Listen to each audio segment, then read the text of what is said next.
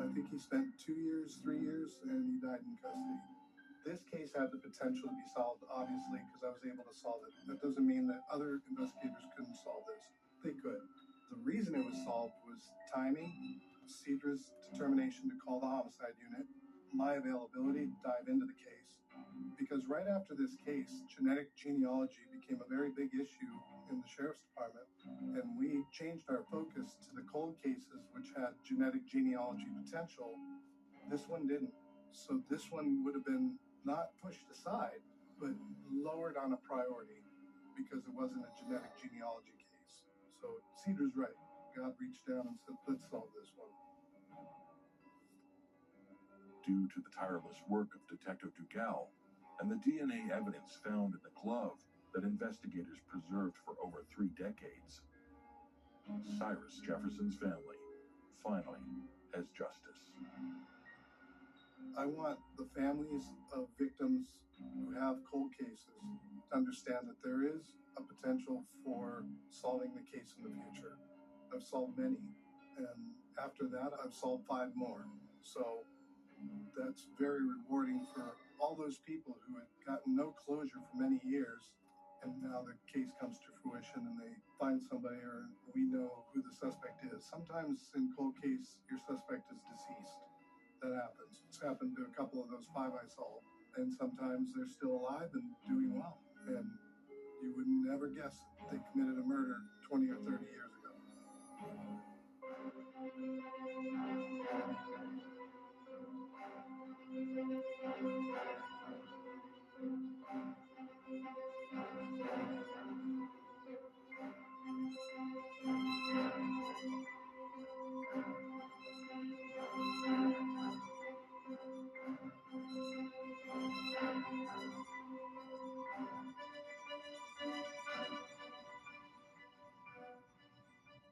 Powerful stories of determined detectives, almost unsolved. Next.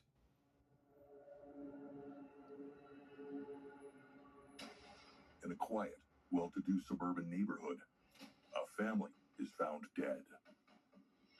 This is not the kind of place where murders happen. Neighbors have noticed lights burning day and night in the 3-story Victorian mansion for the past month, but there's no sign anyone is home. The man responsible for the mass murder would elude law enforcement officials for almost 18 years. Meticulously laid plans allow him to successfully make his escape. But the boogeyman of Westfield would eventually be discovered. The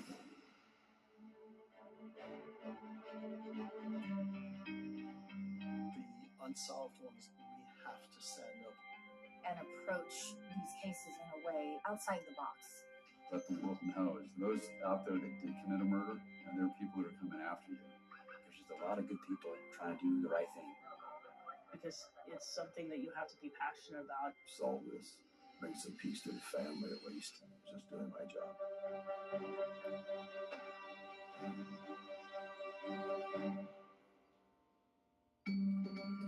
At 10:10 p.m. on the night of Wednesday, December 7th, 1971, police in Westfield, New Jersey, receive a call from a woman on Hillside Avenue. She hasn't seen any members of the family or any activity at the house for a few weeks. The bodies of Helen List, aged 46, and her 3 children, Patricia, 16, Frederick, 13, and John, 15, are discovered by police, laid out on sleeping bags in the ballroom at the back of the main floor in the 3-story house. Helen is wearing a dressing gown. All 3 kids are wearing coats. They've all been shot dead. Oddly, religious music is playing over the house intercom system. A 5th body is found in the hallway of the 3rd floor. Alma List, John's 85-year-old mother, resides in living quarters on the top floor of the house. She is shot in the bedroom. Her knees break as she falls to the floor before she's dragged to the hallway on a carpet runner. 2 slices of bread in the toaster of her kitchenette lead police to speculate her murder may have taken place in the morning. Lights are blazing throughout the 19-room mansion on this dark and rainy night as investigators comb the house looking for clues as to how this tragedy came to be. One person missing from the scene is John Emil List, the family's 46-year-old father.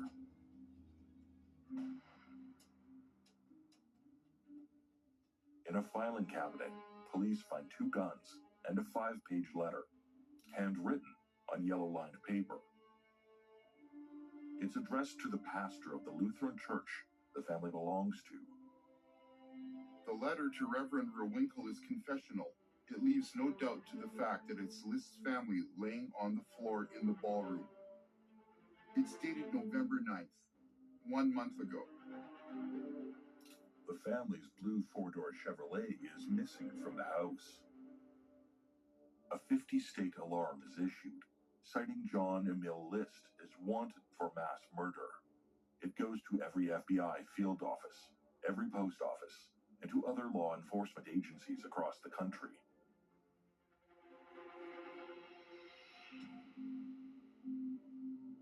The investigation begins. Police interview relatives, friends, teachers, and neighbors. A portrait emerges of a family that has remained aloof from neighbors during the 5 years they have lived in the big white house with green shutters. John List was known to get irritable around small children and dogs. One neighbor recalls taking a pie to the house as a welcome gesture when the family moved in, only to be told by John, "We are not a friendly people, and we do not like to get involved with neighbors socially." John List.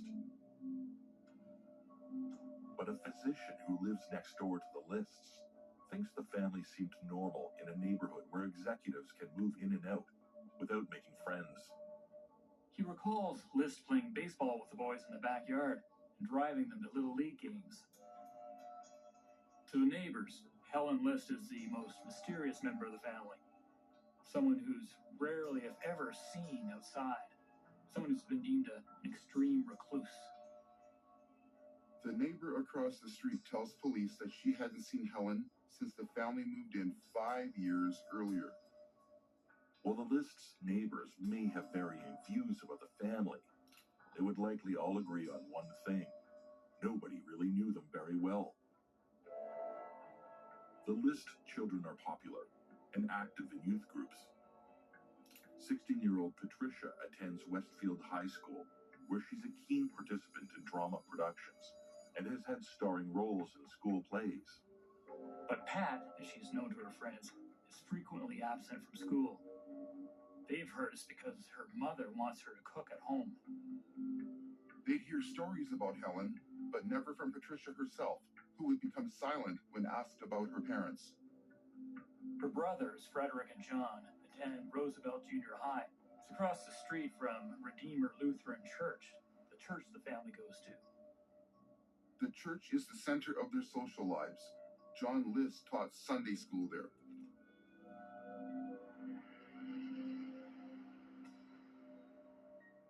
The List family moves to Westfield from Rochester, New York, in 1965. John has plans to restore the historic home that features marble fireplaces and a Tiffany skylight. The mansion's ballroom held chamber concerts, and in recent years, an art gallery.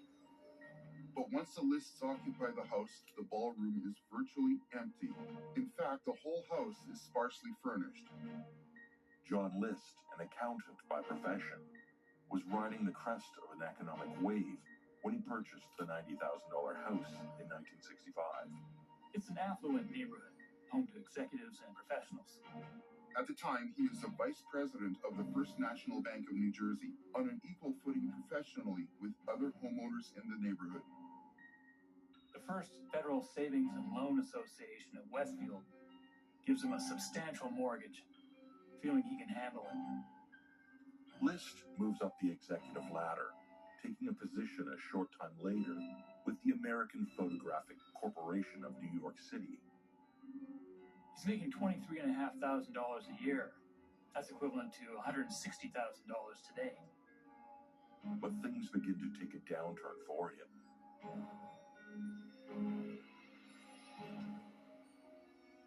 The economy takes a nosedive, and Helen has a nervous breakdown that requires expensive treatment at Columbia Presbyterian Hospital in New York City.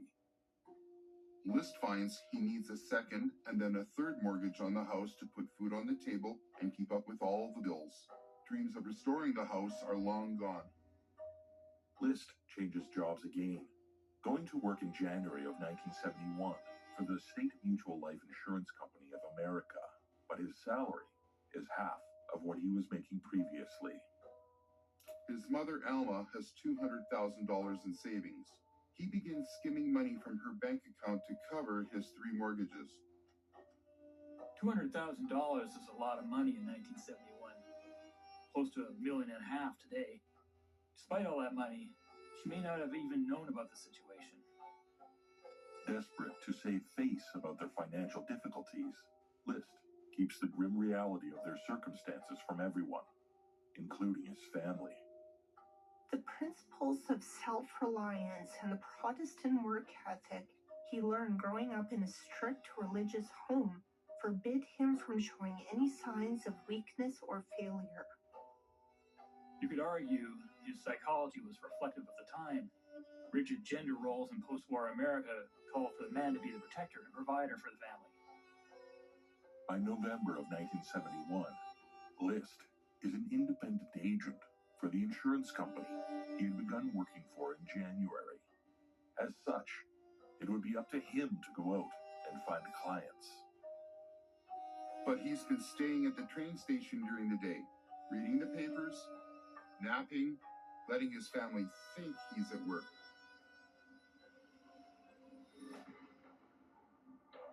His desperate plan to resolve the financial straitjacket he's in is revealed in the letter he left for Eugene Raywinkle. In it, List explains how he feels it would be better to send his family to heaven than to see them face the social disgrace of bankruptcy or having to go on welfare. The letter details other reasons that have contributed to his decision to murder his family. He believes they were slipping away from their Christian roots. He's worried about Patricia's growing interest in becoming an actress, a profession he considers immoral. And Helen had stopped going to church some time ago. His thinking is that by killing them now, he will send them to heaven and save them from making further mistakes and possibly going to hell. 5 days before he shoots them, ironically, he asks his family what they think should be done with their bodies after they die. This would indicate the murders were premeditated, that John List was planning them. He didn't just lose it the day he shot each member of his family.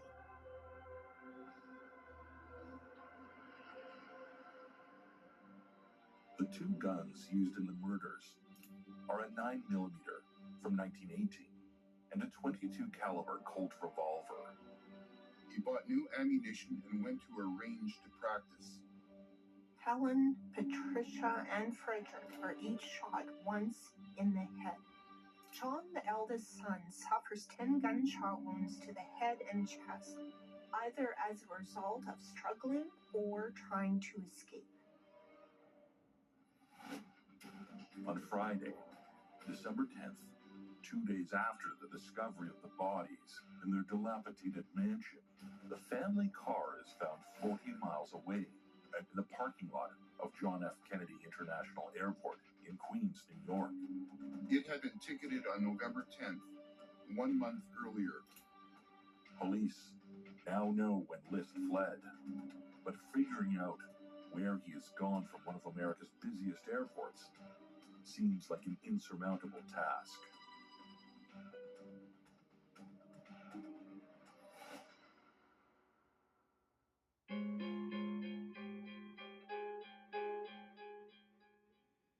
Discover new Dove Whole Body Invisible Cream, a new whole body deodorant that's blissfully coconut and vanilla scented for all-day whole body confidence.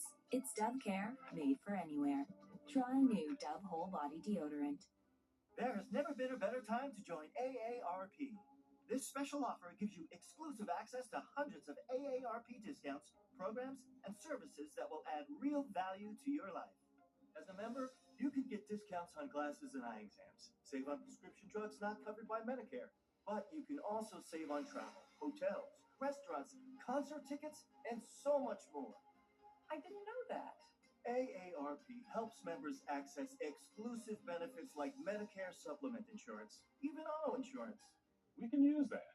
AARP offers financial tips, career resources, and tools that may help you avoid identity theft and scammers. That's good to know. Pick up the phone now to join AARP. 1 year for just $12.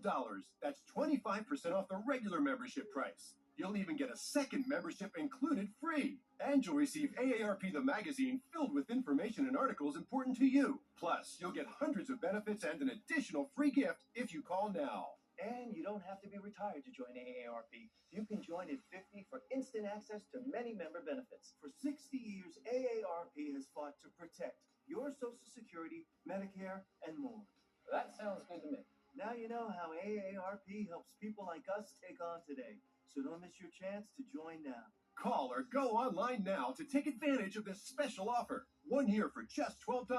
That's a savings of 25% off the regular membership price. And you'll get a second AARP membership for anyone in your home free. And get a full year subscription to AARP the magazine filled with information and articles important to you. Plus, you get the AARP mobile app that connects you to local events and activities near you. And as a free gift, we'll include this insulated trunk organizer. So don't miss this chance to save 25% and get 1 year for just $12.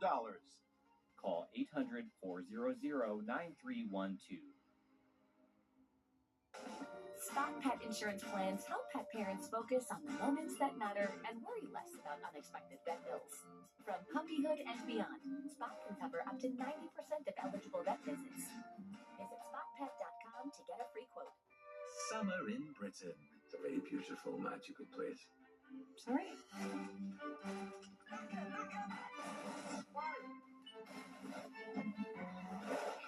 Glorious weather. What's the extent of the flooding? Historical landmarks. If you want to get rid of a body, you don't leave it in a tourist attraction in the middle of summer. And friendly people. I'm sorry, that's ridiculous. Stream the best of Brick Rind drama on BritBox. Growing up, I had a serious issue with my relationship with food, so I joined Weight Watchers, never looked back. I lost 70 pounds, and I learned to embrace every version of myself along the way.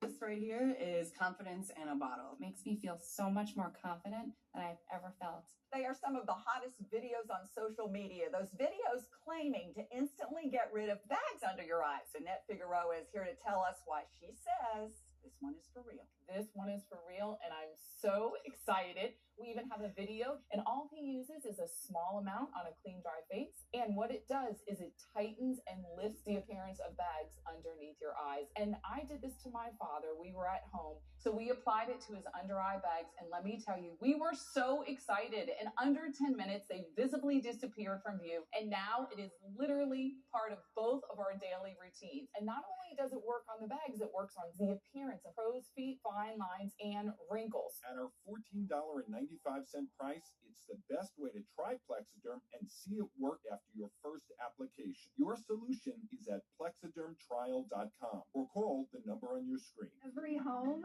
tells a story.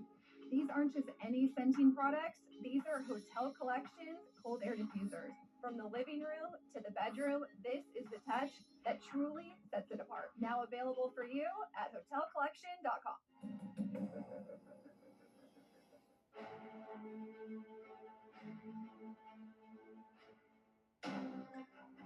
On the night of December 7th, 1971, acting on a tip from neighbors, police enter a residence on Hillside Avenue in Westview, New Jersey. They discovered the decomposing bodies of 4 people who have been dead for approximately 1 month. And on the 3rd floor, a 5th body is also found. A letter left behind by the father of the family, John Emil List, explains why he killed his wife, mother, and 3 teenage children. A religious man, he addresses the confessional note. the pastor of the Lutheran church, where he teaches Sunday school. With the juxtaposition of List's strange moral convictions and the murder of his family, the police have a deeply perplexing case on their hands.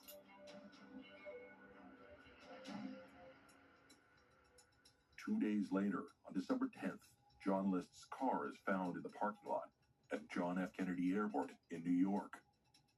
It had been ticketed on November 10th, the day after the murders. This was in the days before airlines had computers to keep track of flights and reservations. Everything was done on paper. The prospect of finding John List's name amongst the thousands of people who would have been departing JFK that day seems like an impossibility. The only way to check would be to check every passenger who left the airport over a 2-day period. Thousands. That's unfeasible. Police Chief James Moran. While List's trail may have gone cold at the airport, the police investigation into the murders is anything but. They're checking public records, financials, employment history, interviewing anyone with information that can help them understand what could have led to the familicide. Details emerge about List's movements that begin to reveal a cleverly constructed plan to explain the family's absence. On November 9th, the day of the murders, he stops the family's milk delivery and tells his postman, James Parsons, to stop delivering mail. He notifies the children's schools that the family will be away on a holiday for a few weeks. List makes a call to Patricia's drama teacher, Mrs. Barbara Sheridan, telling her he's just put his wife and 3 children on a plane to North Carolina to visit his sick mother-in-law there, and that Patricia will miss the rehearsal in 2 days' time. Police believe she's the last person John List spoke to. Patricia's high school sends a social worker to check on things after she's been absent for 2 weeks. There's no answer at the house. Her drama workshop teacher, David Iliano, who's close to her, was expecting a postcard from her, knowing she was going to North Carolina. When he doesn't receive any word from her for 2 or 3 weeks, he encourages the neighbors to contact the police. On Saturday, December 11th, Reverend Waywinkle conducts a funeral service for Helen and the 3 children. 350 people attend the service at Redeemer Lutheran Church. An FBI agent and police observe the crowd at the service and later at the graveside. The 4 simple metal coffins are taken to Westfield's Fairview Cemetery to be buried side by side in a plot purchased by the church. While Alma's body is returned to her home in Michigan. The day following the funeral, Eugene Raywinkle makes a public plea to List, asking John to contact him. John, as your pastor, I am still very much your friend, who will always support you and stand by you and help you. Please contact me. Reverend Eugene Raywinkle. List has a stepdaughter living in Kalamazoo, Brenda DeYoung, Helen's stepdaughter from her first marriage. She also begs John to get in contact with her. Neither Raywinkle or Brenda hear from him. A week after the bodies are found, List is indicted on murder charges by a Union County grand jury. The house on Hillside Avenue quickly becomes an item of morbid fascination. People drive by and stop to look. Children sneak in, hunting for souvenirs. A police officer is stationed at the house to turn away curious onlookers. The property is roped off and a police barricade is erected along the 200-foot frontage.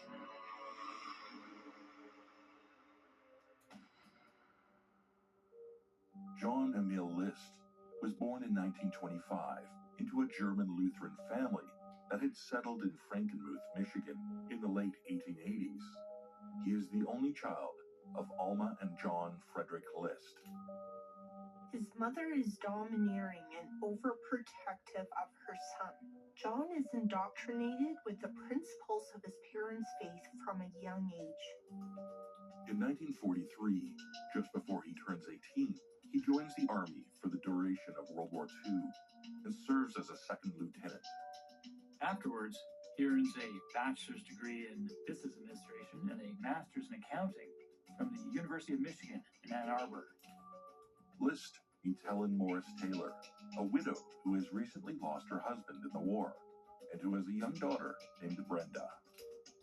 John is serving in the Korean War when he and Helen marry on December 1st, 1951. When the war ends, 2 years later, John goes to work as an executive accountant. He and Helen start a family. But the marriage isn't a happy one. Helen drinks and appears overwhelmed by the responsibility of caring for 3 young children. There's a secret behind Helen's increasingly erratic behavior. In 1947, she contracted syphilis from her first husband. She never tells John. Helen is hospitalized in Walter Reed Hospital for 6 months during 1947 and 1948. Doctors inject her with malaria, an accepted military treatment for syphilis. The idea was that malaria would kill the syphilis spirochete. It didn't. The malaria ran its course, but the syphilis spread throughout her body. Although it becomes dormant and Helen is no longer contagious, it can still damage her internal organs. Eventually, it would affect her brain. List has no idea of Helen's medical condition when he marries her in 1951, or her reason for insisting they marry in Baltimore. It's a deliberate ploy on her part. Most states at the time required a premarital syphilis test. Maryland didn't. She manages to keep her condition a secret for 22 years until 1969, when doctors finally discovered the reason behind her deteriorating health. By the time the family moves to Westfield in 1965, her syphilis is in the tertiary stage, and she's blind in her right eye. By the time syphilis reaches its third and final stage, which can take 10 to 30 years, it will be affecting multiple organs, including the brain. It can cause dementia, paralysis, and even death. It's little wonder that the neighbors never saw her or that she never attended church with John. But in fact, Helen had never shared John's devotion to the church. His mother, Alma, had always considered her an unfit wife for her son. There was no love between Helen and her mother-in-law. Alma's presence in the Westfield house would have done nothing to help family dynamics. By late 1971, failing financially and professionally, it has all just become too much for List. On Tuesday, the 9th of November, John List decides to send the whole family to heaven before things can get any worse.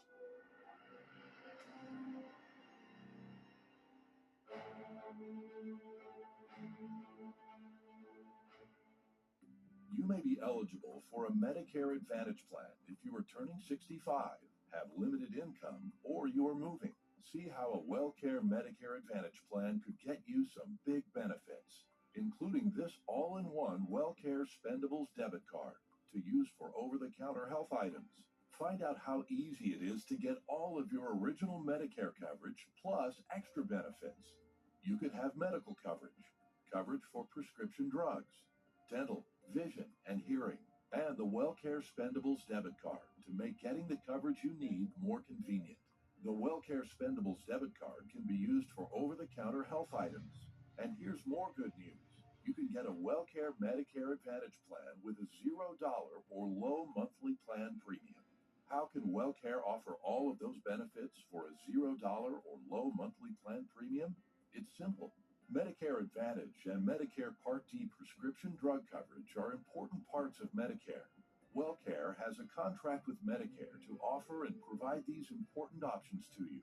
Call right now to get your free copy of the WellCare All-in-One Guide. Call 844-975-0005 now. There is absolutely no obligation for requesting this free information. WellCare offers benefits that go beyond the basics, and we make them easy to use so you can support your best health. Call a licensed sales agent to see if you are eligible to enroll today and get your free copy of the All-in-One Guide with absolutely no obligation. Your free guide will provide information to make a smart choice for your healthcare coverage. Just call 844-975-0005. Remember, there's no obligation for requesting this free information, so call 844-975-0005. Call today. Are you or a loved one between the ages of 50 to 80 years old? If you are younger than 80 years old, do you receive Social Security, disability, or Medicare? If you answered yes, you may qualify for $30,000 in funeral insurance for only pennies a day. The average funeral costs around $11,000, and Social Security only pays $255, leaving your loved ones to pay the balance. Call now to see if you qualify for $30,000 in funeral expense coverage from Senior Legacy Life. Your rate will never increase, your benefits will never decrease, and there is no medical exam, even if you have a pre-existing disease or illness. Don't be a financial burden to your family. Lock in your rate by completing an application over the phone right now. Will you qualify for funeral insurance up to $30,000 for only pennies a day?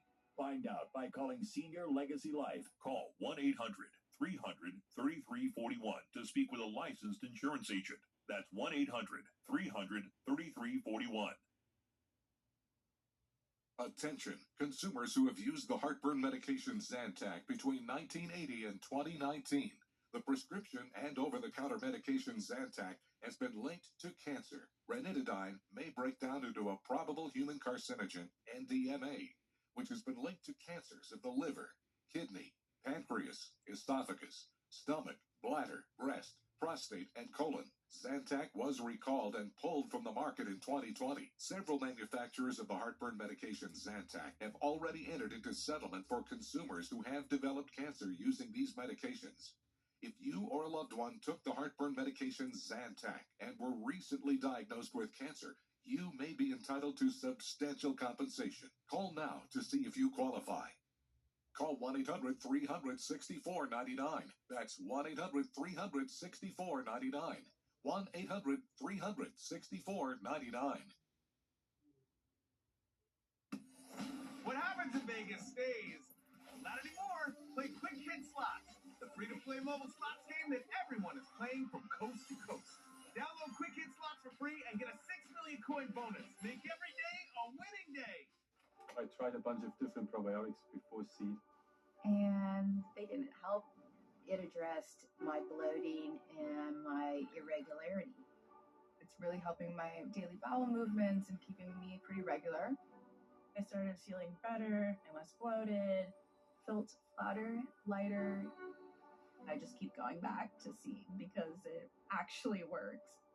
Now I walk around smiling every day because I don't get bloated anymore.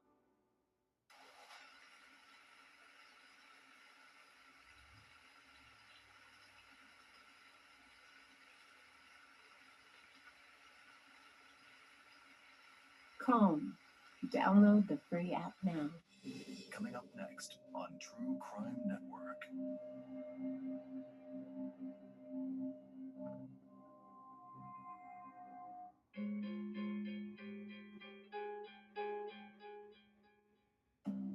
Helen List and her 3 children are laid to rest on December 11th, 1971. 1 month and 4 days after her husband John List shot each of them and dragged their bodies into the ballroom of their deteriorating mansion. When List's car is discovered in the parking lot of John Kennedy Airport, an international warrant is issued for his arrest. A week after the bodies are discovered, List is indicted on murder charges by a Union County grand jury. For weeks, Westfield police pursue all the local leads until they've exhausted everyone. Despite the fact they know who committed the murders, the case will remain unsolved unless List is found. The FBI have joined the investigation. By the summer of 1972, hundreds of leads have been checked, but Westfield Police Chief James Moran describes them as just a lot of dead ends. People think they've seen him in just about every state, from New York to California. Authorities have checked the passenger rolls of all ships leaving New York around the time of List's disappearance. Union County Prosecutor Carl Ash notes that List has the money to travel for a long time. Police Chief James Moran strongly believes he's still alive. You don't plan an escape like that, then do yourself in. In spite of the time that has lapsed since the investigation began, Moran is convinced that List will eventually be captured. I believe that the way he's going to be caught is that somebody's going to see him and remember him. The passing of time doesn't make it any less probable. Assistant County Prosecutor Michael Mitzner is less optimistic. As time passes, the general public forgets what he looks like, and he has more time to cover his tracks.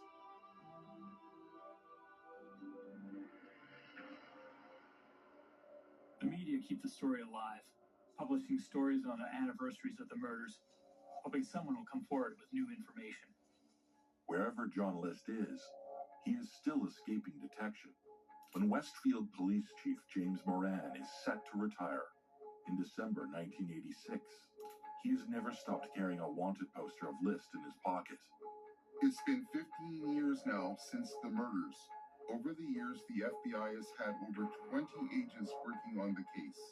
There have been List sightings everywhere from the Midwest to East Germany. Ed Johnson, the 5th Union County prosecutor to work on the case, firmly believes List has a new identity.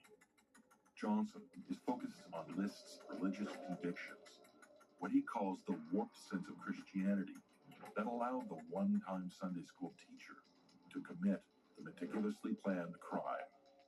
Based on a letter List left behind, Johnson thinks List believed he was saving his children by killing them. In List's view, their extra years of life wouldn't have mattered. This is what allowed him to live with the crime. Ed Johnson, Union County Prosecutor. The prosecutor's office sends out a circular to hundreds of Lutheran churches that show a sketch of List as he would look now at the age of 61. Fast forward to January 1989. It's nearly 18 years since the Westfield murders. Frank Maranka of the Union County Prosecutor's Homicide Unit contacts the producers of the TV show America's Most Wanted. The hope is that if the show does an episode on the List murders, someone in the viewing audience might phone in a tip. There's just one problem. At the end of each episode, a photo of the wanted person is shown. But the most recent photo of List is several years old. What would he look like in 1989?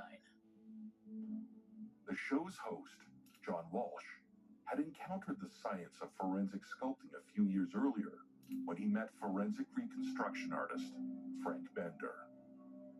America's Most Wanted asks Bender to add 18 years to List's face. Bender gets to work, studying old family photos and gathering information about List's hereditary traits and past eating and drinking habits. He also learns that List has a surgical scar underneath his right ear. He researches what that scar would look like 18 years later. Bender likes to try to get inside the mind of his subjects. He teams up with forensic psychologist Richard Walter to get a better understanding of who or what John List is. Bender then fashions a bust from clay that shows List wearing a conservative suit and tie, the clothes people are most likely to see him in. He gives List a receding hairline, a mouth turned down at the corners, sagging jowls, and a scar beneath his right ear. Bender believes that eyeglasses are a key component to representing an aging John List. He thinks List would favor glasses that give him an air of authority and importance, the opposite of failure. After looking at dozens of pairs of glasses, Bender chooses a pair of dark, heavy frames. His sculpture of List is seen by 22 million people on the Sunday, May 21st broadcast of America's Most Wanted. The result is uncanny. Bender's sculpture is a phenomenal representation of an aging John List. The studio's phone bank receives 125 calls within 2 hours. Westfield police detective Lieutenant Bernard Tracy, who helped America's Most Wanted develop and film the episode, is present in the TV studio on the night. He believes there's only one call that really counts. Detective Lieutenant Bernard Tracy.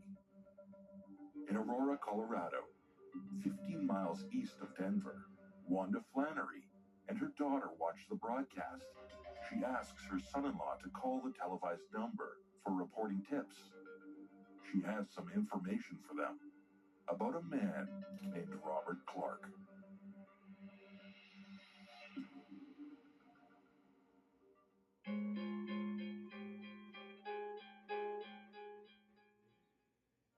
From the moment they join your family, you'll do everything possible to care for your best friend.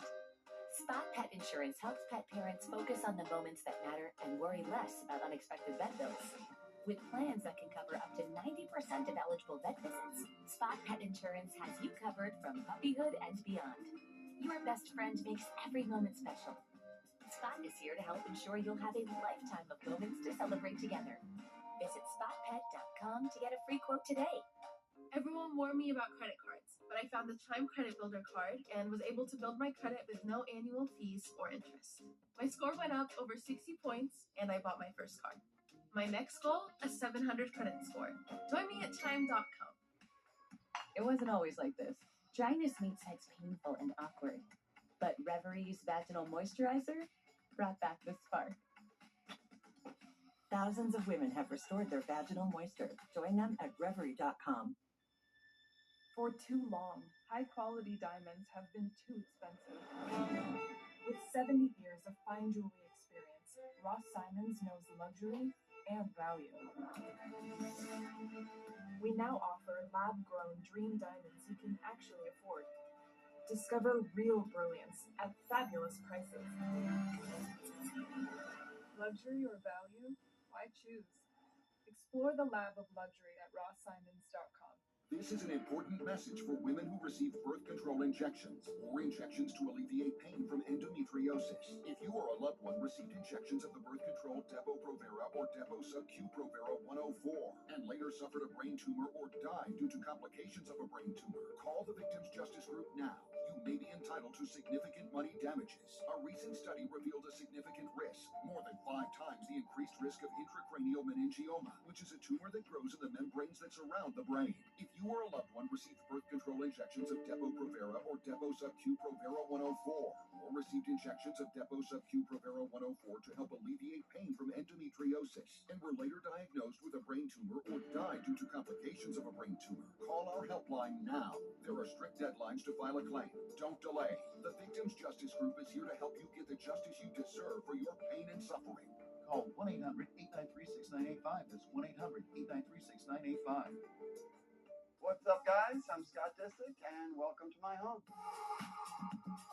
Meet Hotel Collection Studio Scent Diffuser. I recently started using their scent diffuser here in my Hidden Hills home, and this is a must-have product. Their hotel-inspired scents make my place always smell like a luxury 5-star hotel. I don't know about you, but having a home that smells this good is priceless. Check out hotelcollection.com to make sure your house is always smelling good too.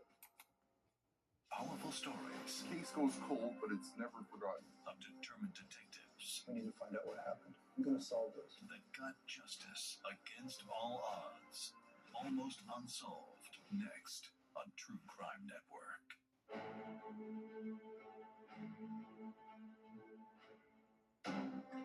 On the 9th of November, 1971, John List methodically shot his family in cold blood in their Westfield, New Jersey home.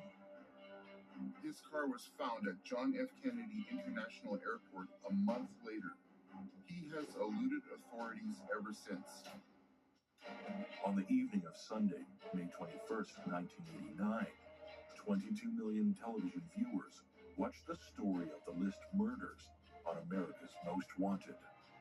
A bust created by forensic sculptor Frank Bender is featured on the program, showing John List as how he might look in his mid-60s. Wanda Flannery in Aurora, Colorado, recognizes the man who used to be her neighbor. He was an accountant and a churchgoer, and married to her friend Dolores. His name was Robert Clark.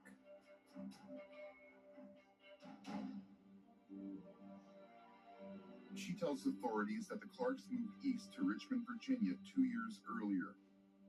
The America's Most Wanted broadcast isn't the first time that Wanda suspects that Robert Clark is a wanted man.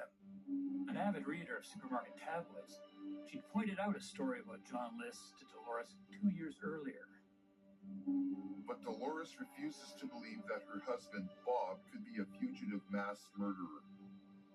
On Friday, May 26th, 5 days after the America's Most Wanted episode airs, FBI Special Agent Kevin August receives Wanda Flannery's tip. After the Memorial Day weekend, on June 1st, he drives 25 miles from his downtown office to the Richmond suburb of Midlothian. In their modest bungalow in the planned community of Branderville in Midlothian, Kevin August finds Dolores Clark home alone. He shows her a wanted poster that features an 18-year-old sketch of John List. Her hands begin to tremble. She goes to another room, comes back with her 1985 wedding photo. August is stunned. There's no question, Robert Clark and John List are one and the same person.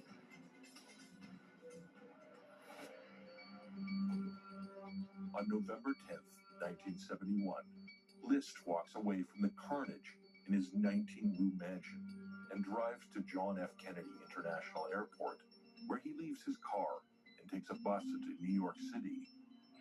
He then travels overland to Denver, Colorado, surfacing there in 1973 as Robert Peter Clark. He gets a new social security number.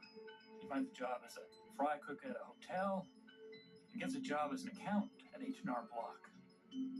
All the while, he remains active in the Lutheran Church, joining a congregation. In 1977, List, as Robert P. Clark, meets a widow named Dolores Miller at a church function.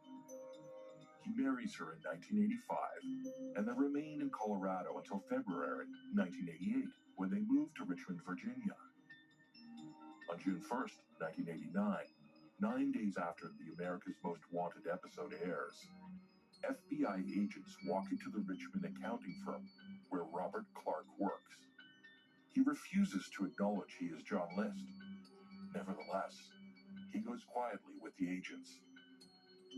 Amazingly, the glasses he's wearing are virtually identical to the ones forensic sculptor Frank Bender chose for his bust was List. At the police station, fingerprinting confirms that Robert Clark and John List are the same person. And Clark has a scar below his right ear. Clark's prints match those on a gun permit application List had filled out a month before the murders.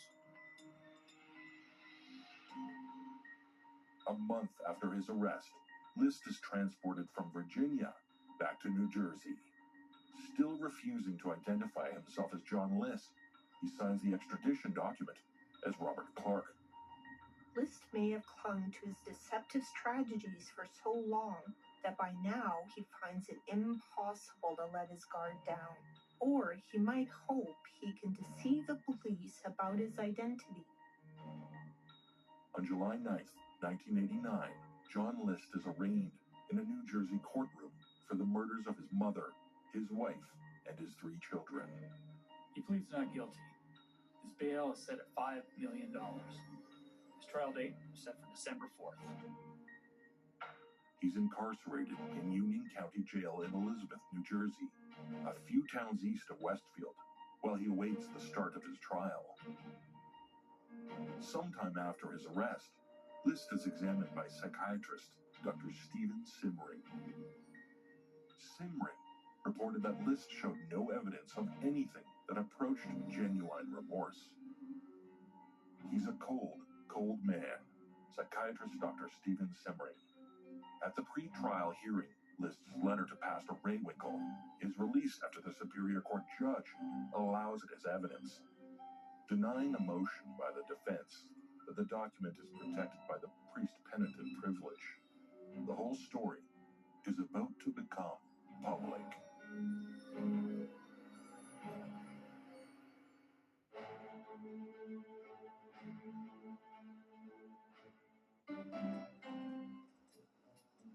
Hey, you folks.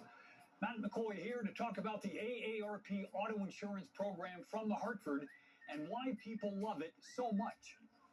This is a good movie.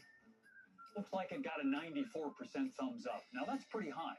Even that's less than the 96% of customers 50 and over who recommend the Hartford. In fact, 4 out of 5 AARP members who switched to the Hartford from companies like Allstate, State Farm, and Geico got a lower rate. And many of them saved hundreds on their auto insurance. Not an AARP member? Hey, not to worry. The Hartford can help you join in minutes. To start saving on your insurance today, get your free quote by calling the Hartford at 1-800-684-6093 or visit trusthartford.com. I hear this place is great. 90% of diners recommend it. That doesn't beat the 96% of customers who recommend the Hartford. You just can't beat benefits like disappearing deductible. Plus, they offer new car replacement. New car replacement? Yep, if your new car is totaled, the Hartford will pay the full replacement cost. The camera on this phone is amazing. It's only a 93% satisfaction rating, though. Still less than the Hartford. You know what else? You can save even more if you bundle home and auto. For the savings, benefits, and best-in-class claims experience you deserve, make the switch today. Join the millions of drivers 50 and over who switch to the AARP auto insurance program from the Hartford and get the savings you want and the award-winning claims experience you deserve. To get your free no-obligation quote and see how much you could save, call the Hartford at 1-800-684-6093 or visit trusthartford.com.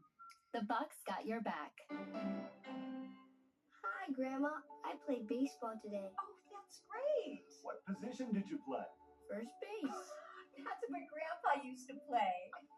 When our hearing wouldn't allow us to use a regular phone, it made us feel isolated. It became difficult to communicate with our friends and family. Clear Captions was an easy solution for us. Clear Captions provides captions on a phone like captioning on your TV, so you can see what the caller is saying live as they say it. Making it easy to understand and respond immediately. There is no insurance or Medicare required. Clear Captions service is provided at no cost to you through a federally funded program. We deliver, install, and train you on how to use your phone, all at no cost to you.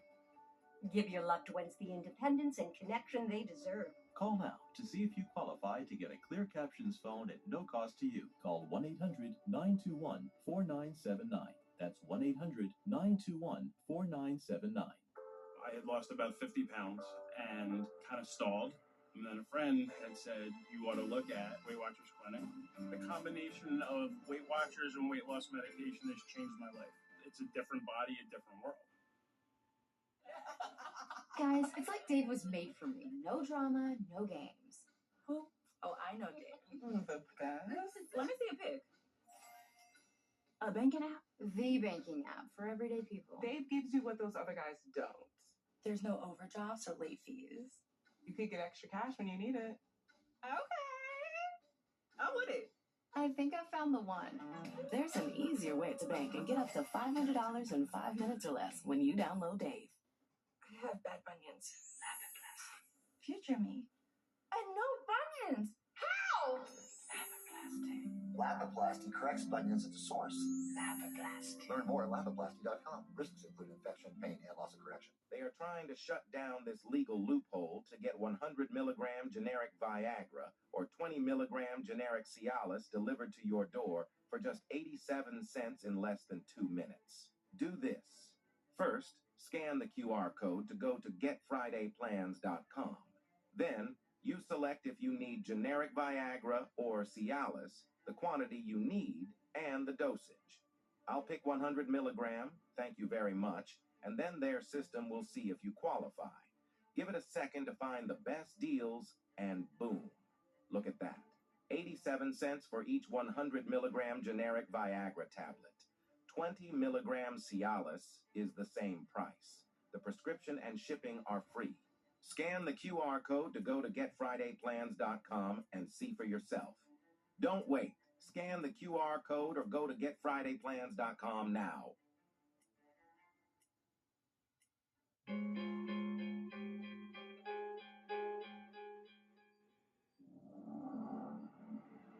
9 days after the America's Most Wanted episode airs, John List is arrested at the accounting office where he works. He maintains he is Robert P. Clark. At his trial, List's defense lawyers argue that he suffers from PTSD as a result of his service in both the Second World War and the Korean War. December 4th, 1989. Psychologists called by the defense suggest List was going through a midlife crisis. For his part, List claims he was innocent because of his mental state at the time. As the trial progresses, the details about the events of that fateful day in November 1971 and the order in which they took place become known. On the morning of Tuesday, November 9th, List takes the 2 handguns out to his car to load them, then comes back into the house. He shoots his wife in the head while she sits at the kitchen table drinking her morning coffee. He places her body on a sleeping bag and drags it into the ballroom. Then he cleans up the blood in the kitchen. He doesn't want the children to see it when they arrive home from school later in the day. He climbs the 2 flights of stairs to the top floor, shoots his mother Alma in the head, and drags her body on a carpet runner into the hallway. In his letter to Raywinkle, he explained she was too heavy to move, presumably referring to why she wasn't placed with the others in the ballroom. Then he goes out to the post office to stop the family's mail.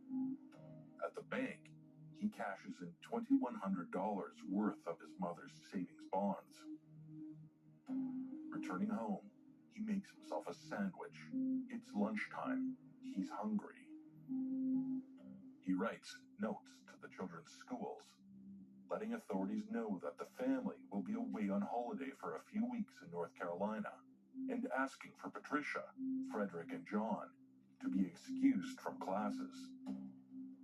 Patricia is the first to arrive home from school that day. He shoots her while she still has her coat on.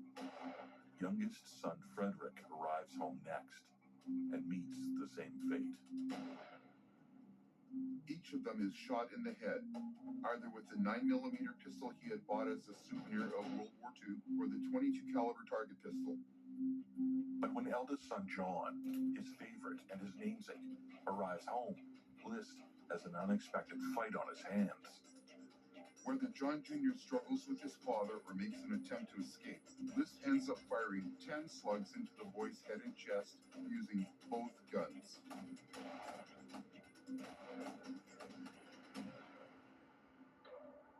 As evening approaches, John List sits at the desk, composing a 5-page letter to the pastor of his church, the one man whom he feels would be able to understand his plight. As a confessional document, List needs to get his thoughts down on paper. It may be an attempt to justify what he done, or he may actually believe he can earn some leniency with authorities if they can catch up with him. In it, he says he hopes that one day God will forgive him and he'll be able to join his family in heaven.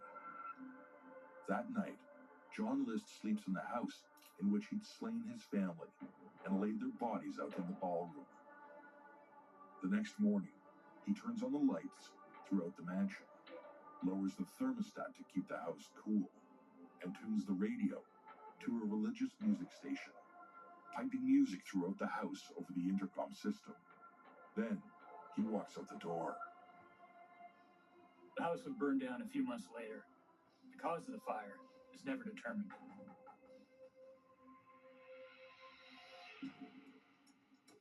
At his sentencing hearing, List denies direct responsibility for his actions, telling the court, "I feel that because of my mental state at the time, I was unaccountable for what happened."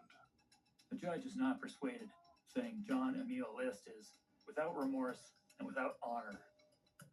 He hands down the maximum allowed penalty, 5 terms of life imprisonment to be served consecutively. In 2002, List gives newswoman Connie Chung a lengthy interview from New Jersey State Prison, where he is serving his time. He is 76 years old. This will be the first time he's spoken publicly about what he had done. Of the lead up to the tragedy, List tells her he felt like he was letting his family down. I grew up with the idea that you should provide for your family, and to do that, you had to be a success in the job that you had, or you're a failure. And that was not a good thing to be, John List. About his logic at the time, he tells Chung, "It was my belief that if you kill yourself, you won't go to heaven. So eventually I got to the point where I felt I could kill them. Hopefully, they would go to heaven, and then maybe I would have a chance to later confess my sins to God and get forgiveness. It's just like D-Day. You go in, there's no stopping after you start. John List." 6 years after his interview with Connie Chung, List is taken ill in 2008 with severe pneumonia and transferred to St. Francis Medical Center in Trenton. He dies 4 days later, on March 21st. Complications cause a massive blood clot, blocking blood vessels in both lungs. 4 days later, no one has stepped forward to claim the body. Attempts to reach Dolores Clark are unsuccessful. John List managed to evade the authorities for 17 years, despite the exhaustive efforts of investigators nationwide. The case might have remained unsolved were it not for the artistry of a gifted forensic sculptor and a neighbor who felt compelled to make a phone call.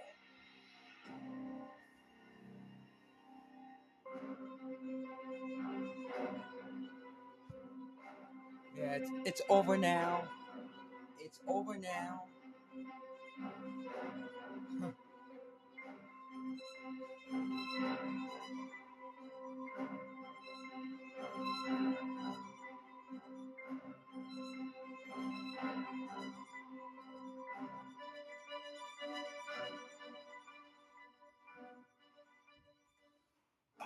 Oh no, more almost unsolved.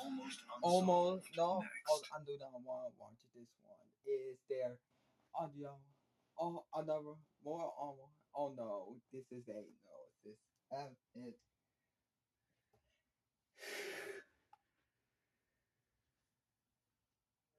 Yeah, but this.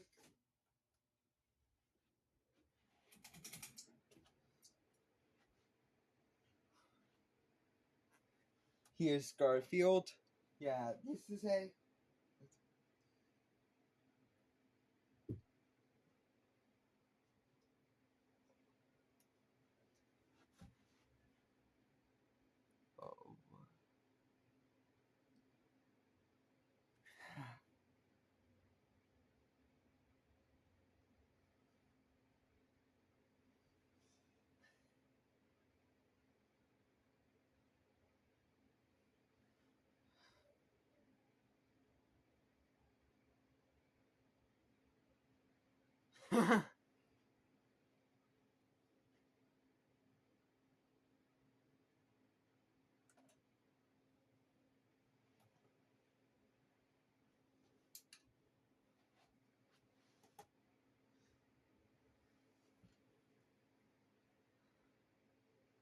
Seemingly asleep. Yeah, this is a most recent one I ever seen.